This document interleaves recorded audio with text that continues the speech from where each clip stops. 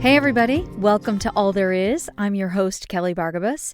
And in this podcast, we witness the spectrum of human experience so that we can connect, share, shift paradigms, inspire each other, and ultimately expand our universe through words. So thanks for joining me today and Happy New Year. Today we are going to explore the idea of finding harmony. I don't know about you, but I've always loved the idea of peace, the idea of harmony, and it's something that I've spent a lot of time in my life thinking about, searching for, longing for, wishing for, praying for, and searching for. And I don't think I'm alone in that, so hopefully you can find yourself in these things that we talk about today. Let's dive right in. So it is the new year, and I don't know about you, but I am definitely one of those people who usually loves to contemplate and think about my life. I've always been one to develop goals, write them down, New Year's resolutions. And, New Year's and my birthday they typically are the most contemplative times for me. And I think it's because it just, it signifies another season, another time around the sun. And I think it's part of our human nature to question, right? What am I doing here? What did I accomplish this year? What do I want to do next year? How can I bring meaning to my life? Why does my life matter? And so we're always looking for that way to make sense of who we are and why we're here. And what is it that we're looking for? I'm always looking for answers. Something that will make me feel like I'm okay, like I'm enough, like I'm acceptable and likable and lovable, and just to know that I'm right, that I'm okay. And I don't mean that I'm right in the sense of like I'm right and you're wrong, but just that I'm all right. You know what I mean? A couple of years ago, I came home from work. It was just a normal, random day of the week, like a Tuesday or something. I came home from work, and when I walked in the door, I saw a piano in my dining room. When I left that morning, that space behind the dining room table and underneath my husband's painting of La Jolla Cove was empty. There was nothing there. And I walk in the door, and there's a piano. Apparently, my husband's best friend had found this old upright Kincaid piano at a thrift store for something like $50. And he brought it home to surprise me because he had heard me talk about the piano I had had as a child. And he had heard that, me talk about how I longed to play again, that I missed it, that I would love a piano someday so that I could play around on it. And I got to tell you, this piano showing up in my dining room that day on some random weeknight was one of the best surprises I've ever received. I had absolutely no idea it was coming, and it really made me happy, made me smile. Just that someone would be that considerate and thoughtful to surprise me like that. But also, I just loved having this piano again that I could sit down and play, and that made me happy. I don't want to give you the impression that I'm actually a piano player. I took some lessons when I was a young girl, and I also played the clarinet and was in chorus. So I can read music, and I can usually fumble through anything, the melody. But it makes me happy to play around on it and sing songs and, fumble through the piano keys. Since I got this piano, I have been spending some time practicing and learning all those things I knew from long ago. And as you can imagine, piano lessons have changed a lot. When I was a kid, my sister Shelly and I used to walk, we probably walked at least a mile by ourselves at the age of 8, 9, maybe we were 10 and 11. We used to walk down this really busy road to this woman's house. I think her name was Mrs. Harris. We had our piano books with our lessons, and we would play hot cross buns, and we would play chopsticks, and we would play our scales, and we would learn all those typical piano lessons, I think, and how they've always taught kids how to play the piano. And now what's really exciting is there are so many YouTube videos and YouTube stars who can teach you how to play the piano in 5 easy steps, or in one 15-minute video, you can learn how to play the only 3 chords you need to play any song in the whole world. So It's really been fun, but I've been trying to learn chords again.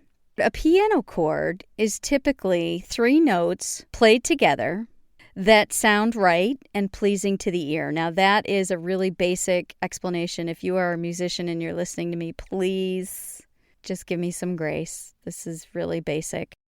So I've downloaded the major chords, the minor chords, the close chords cheat sheet, and, all these little tips and tricks that they have now to learn piano. For example, C major, which is probably the most popular piano chord that there is 3 keys: C, E, and G, right? It's pretty easy. It's the white keys, C, E, and G. And when you play them at the same time, press your fingers down, the 3 notes played together that sound right and pleasing to the ear.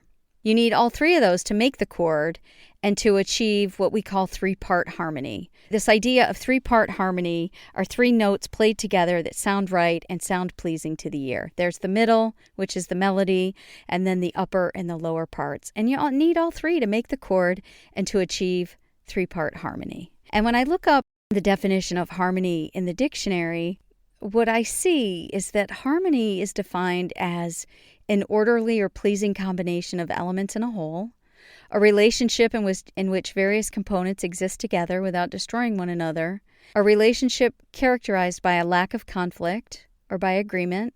And, again, in music, it is the simultaneous combination of notes played in a chord, a combination of sounds that is pleasing to the ear. I love this idea so much, like I said, as someone who is always searching for peace and harmony within myself. That really spoke to me. I wrote this haiku last year. A haiku is a 3-line poem that has a certain number of syllables in each line. So the first line is 5 syllables, the second line is 7, and the third line is 5 syllables. My haiku was 3-part harmony. Feed your spirit, nourish your body, tend your soul. And that whole idea of myself being made up of 3 parts, just like a musical chord, really spoke to me. And I was able to wrap my head around it, which was really important. So let's dive into that a little bit and talk about spirit and what it means to feed your spirit. Now, if you are not a person of faith, that's okay. I don't think that you need to be quote-unquote Christian or a person of faith to have a spirit. We all are spirit beings. We are spirit beings having this human experience. And to me, our spirit is who we are. It is the essence of us. It's how we connect to our life source. Now, for me, my life source is God, big G, God. But it doesn't have to be that for you. It could be God in the traditional sense, or even a different God in the non-traditional sense, but it may be nature. It may be serving others. And it's up to you to find what is that life source for you. And more importantly, are you checking in with that life source? Are you checking in with your spirit to see what you need to be doing? I know for me, I need to make space for God in my life in different ways. I don't really have strict rules around you have to pray 15 minutes 3 times a day and you have to read this many verses in the Bible, but I know that for me, I need to make space for God in my life. I need to pray. I need to listen to music. I need to attend church regularly. God needs to be in my life in a regular way, in some way, shape, or form. When I lose this habit or ignore it, I feel like life has been sucked out of me. Like all the air has just been let out of my balloon.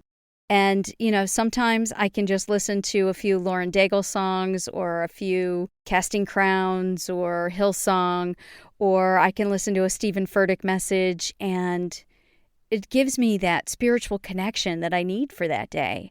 Our spirit is that part of us with an appetite that needs to be fed.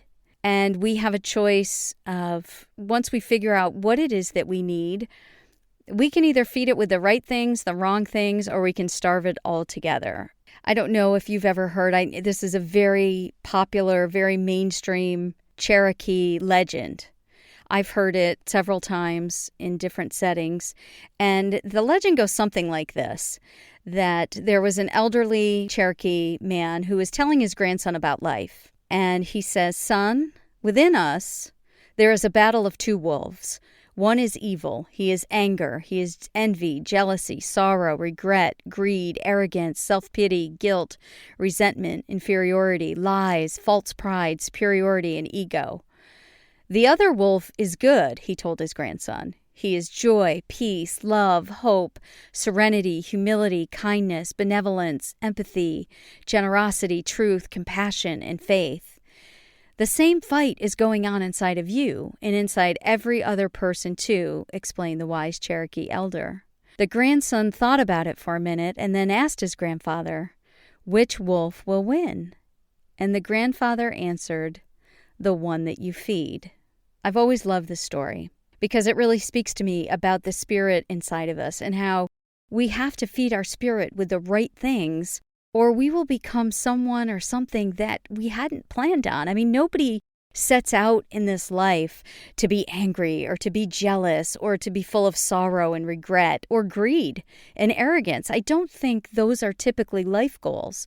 But if you feed your spirit with the wrong things, you hang around with the wrong people, you spend your time with people and doing things that are contradictory to your life source and what you believe, you're feeding that wolf.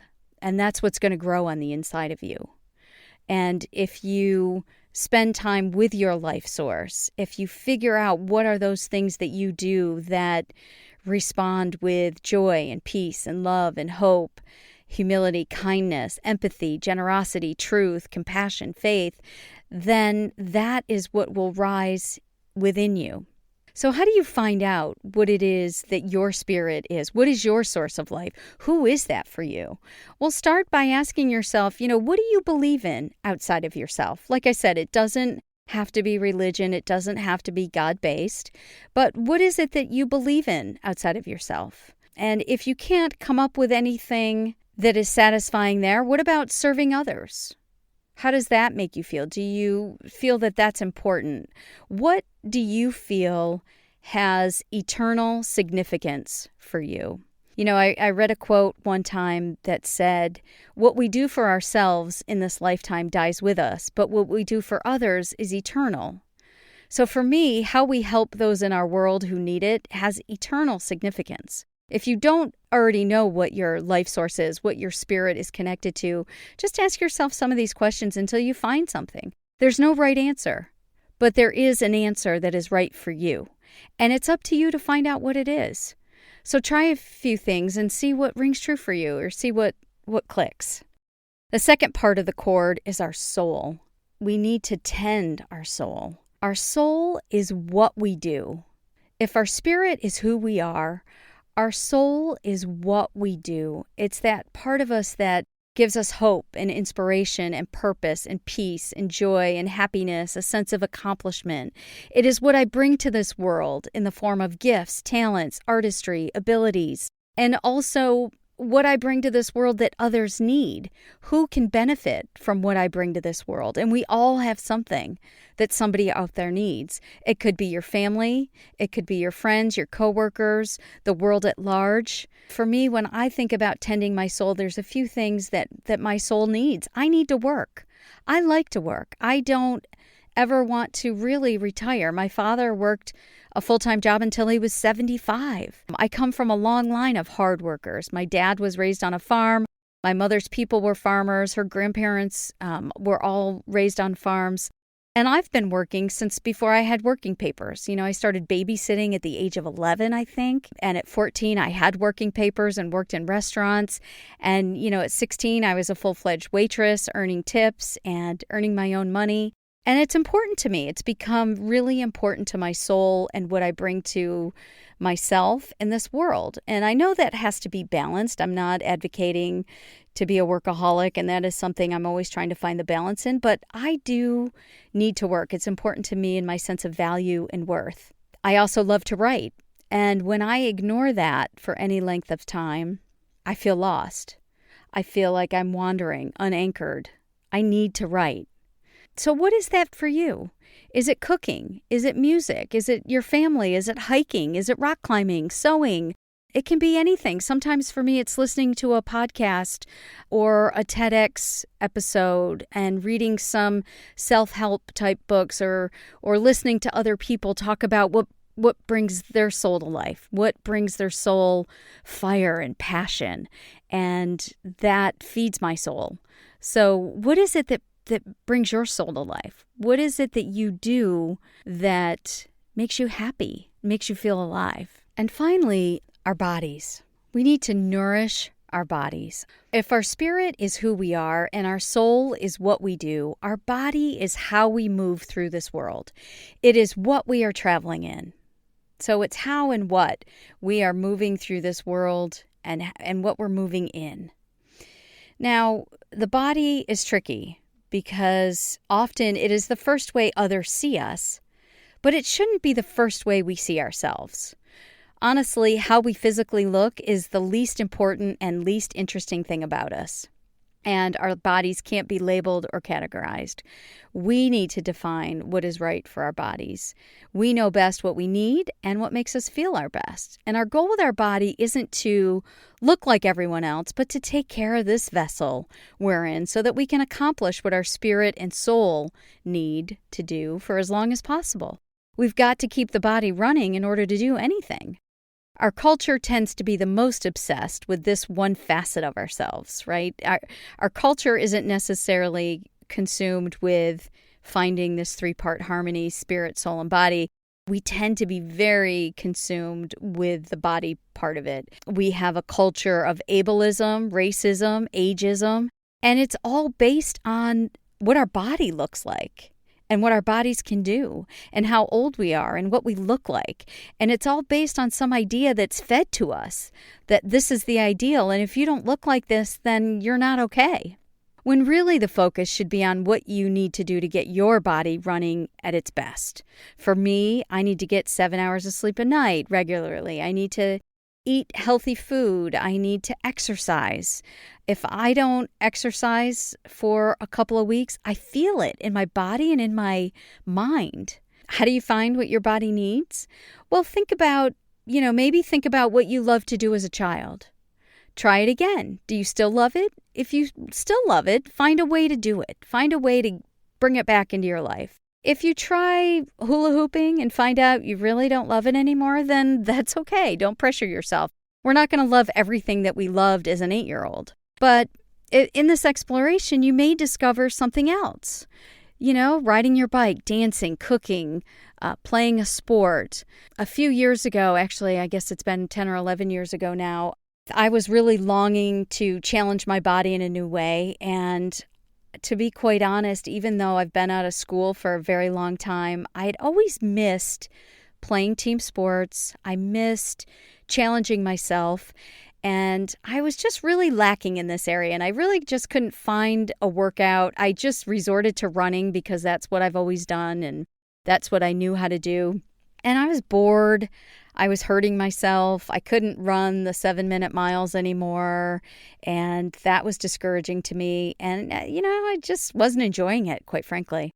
And so I took a leap of faith and signed up for a sprint triathlon, and started training for it in 2009. I did the Iron Girl in Syracuse, New York in July 2009. And that experience of training for that triathlon just it brought me such joy and happiness. And not because I was really super successful at it. I was, in the sense that I completed it and I did it and I didn't come in last. I certainly wasn't fast. I didn't place in my age group or get any medals. My times really weren't all that great. And it really didn't unleash a triathlon career in my life. But I loved it. It gave me what I was looking for. It gave me something to train for, to compete in, to challenge myself. And I can remember specifically that spring and summer as I was training, and I would be outdoors at night after work, riding my bike, running with a group.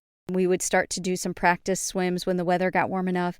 And what I really loved was just being outside in the summertime made me feel like a young girl again. I hadn't felt that way in 30 years, and it felt great.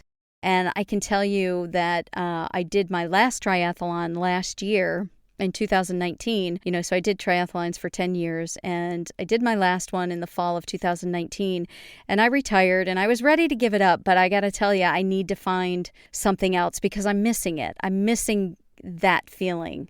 And so I'm on the search for that right now.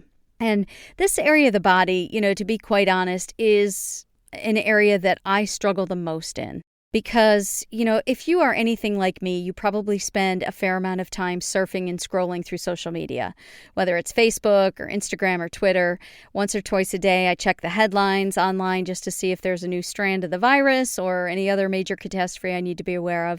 And I love social media. I love social media for many reasons. I live pretty far away from my family right now, so I love to binge watch videos of my nieces while they're saying the alphabet or playing the piano or just acting silly or playing outside. I love seeing these men and women that I went to high school with, and, I still see the young boys and girls in their eyes and in their smiles, and I'm always amazed at how much they look like the people I went to school with, even though it was 35 years ago.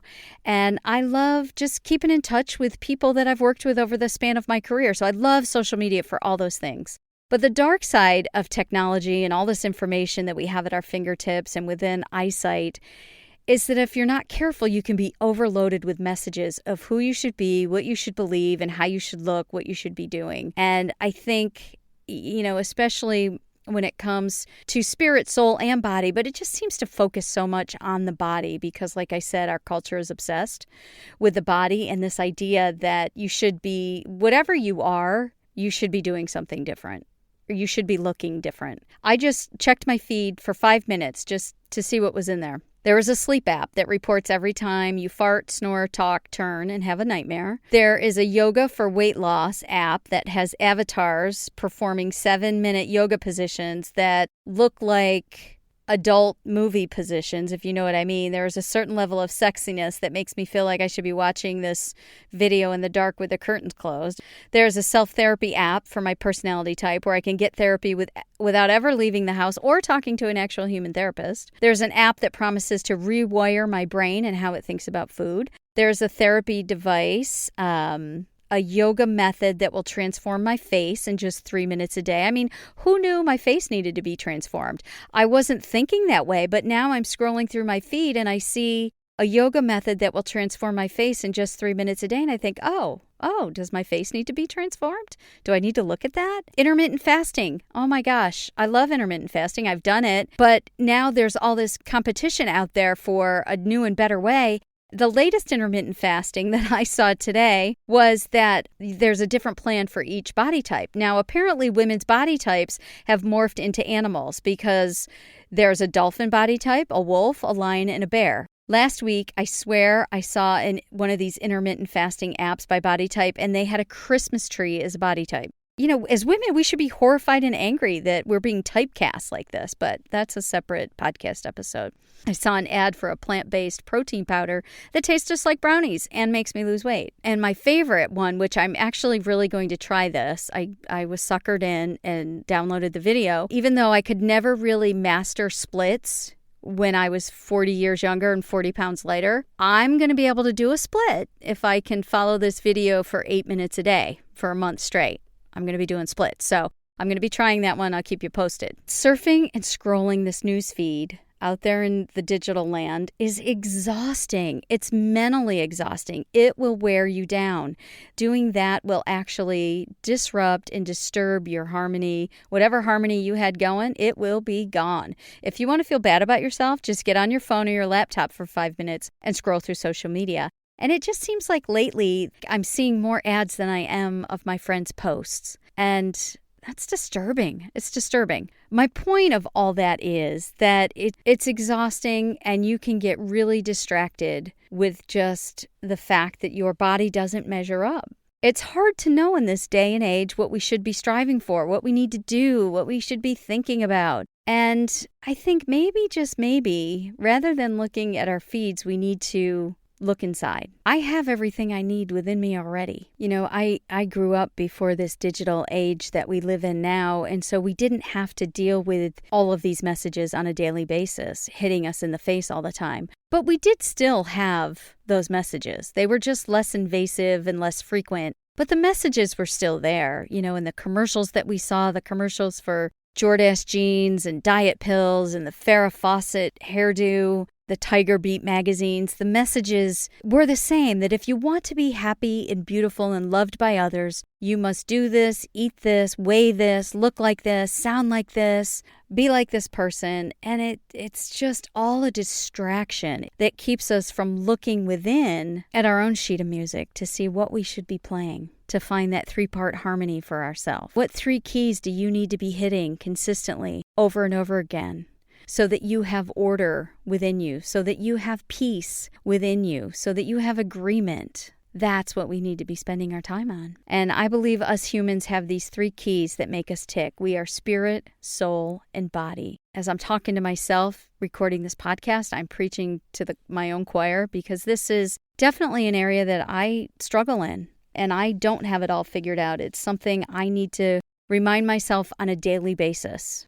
And I'm still a work in process, for sure. So my hope for myself and my hope for you in this new year is that we learn to check our own newsfeed to see how we're doing and what we need for this 3-part harmony that is possible within us. Take some time this week. Think about your spirit, soul, and body, who you are and what you believe, and who your life source is and what you need to do to feed that. Think about your soul and what you do, what you bring to this world, and what are those activities and things that you need to make sure are going on in your life so that your soul is being tended to. And then finally, your body. Rather than just going after that next pop-up in your newsfeed, that next app that promises 20 pounds off in 3 days, or the ability to transform your face in 3 minutes. What is your body telling you that it needs? Are you getting enough sleep? Are you eating what makes you feel good? Your body is the least important of these 3 things, but we do need it. We need it to get through this life. We need it to move through this life for as long as possible. So take some time. Find out what those 3 things mean for you. Feed your spirit, nourish your body, and tend your soul. It's worth it. You're worth it. I promise. Thanks for listening to All There Is. You can hear all the episodes at kellybargabas.com/podcast, or you can also listen in on Apple, iTunes Podcasts, Spotify, Stitcher. Check them out. Share it with your friends. And until we meet again, take care.